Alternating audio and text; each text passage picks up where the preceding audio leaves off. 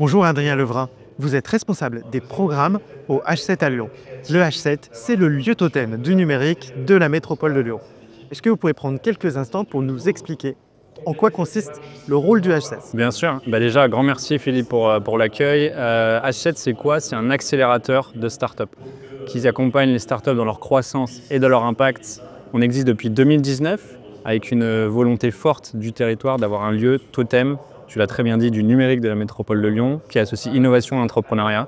Et en 6 ans, on a accompagné plus de 250 startups sur des phases d'accélération, donc qui ont déjà des premiers clients, sur tout secteur d'activité confondu, avec une majorité à 90% d'entreprises dans le software. Aujourd'hui, vous accueillez une trentaine de salariés de GRDF dans le cadre de notre Kiosk Experience pour leur permettre de découvrir des méthodes d'innovation verte différentes. Comment avez-vous construit le programme et le parcours immersif que vous proposez à nos collègues GRDF? C'est une bonne question parce qu'on a une volonté à travers H7, c'est de connecter les deux mondes, le monde du corpo, le monde aussi de l'entrepreneuriat start-up. Et du coup, ce qu'on a voulu à travers cet événement pour les salariés de GRDF, c'est qu'ils puissent repartir avec des éléments pragmatiques qui demain, dans leur projet d'innovation, ils puissent l'implémenter en tant que tel. Et donc, il y avait plusieurs leviers qu'on avait en tête.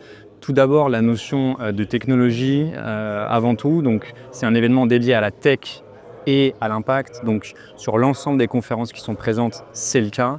Et ensuite, on avait 2-3 niveaux qui nous semblaient importants. Le premier, c'était la notion de produit.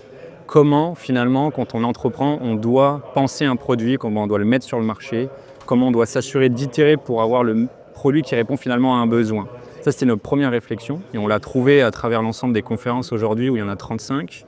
Deuxième niveau, c'était la notion de marché. On parle beaucoup de trouver son marché, de faire en sorte de trouver une cible, etc. Donc le go-to-market, ce qu'on appelle. Donc il y a plein de conférences aujourd'hui pour comprendre finalement qu'on arrive à s'insérer sur un marché, des fois même à créer un nouveau marché. Et le troisième, qui n'est pas des moindres, c'est une notion qui marche extrêmement en B2C, notamment, notion de communauté.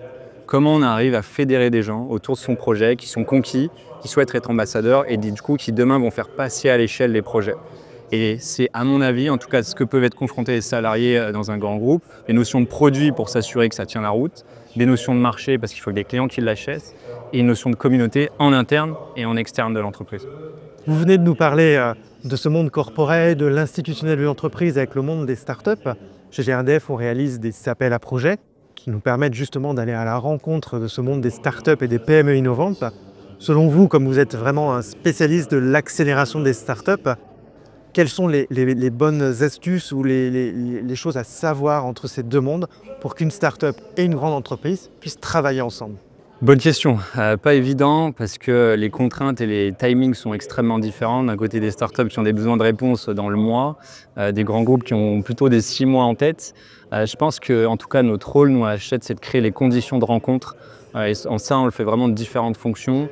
On a d'un côté un club Open Innovation où on fédère les responsables d'innovation du territoire, où justement, grâce à notre lieu, on leur permet de rencontrer les startups.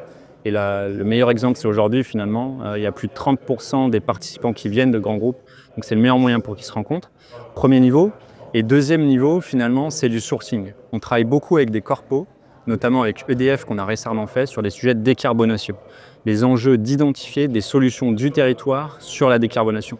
Et je pense que, en tout cas, avec du recul, pour être dans cette dynamique-là et être responsable de ce sujet-là, c'est créer les conditions, leur permettre de se rencontrer et de se dire ouvertement les choses sur les contraintes actuelles respectivement et ensuite d'activer les bons leviers. Et nous, en tant que H7, on est vraiment le tiers de confiance qui valide que la start-up peut être un potentiel pour le grand groupe et comprendre aussi les enjeux du grand groupe qui sont vastes mais qui peuvent être clairement ajustables en fonction de l'opportunité. Merci beaucoup Adrien Levrin de nous avoir accueillis aujourd'hui dans votre événement Zero to One au H7 à Lyon. Merci à toi Philippe et merci encore à GRDF pour la confiance.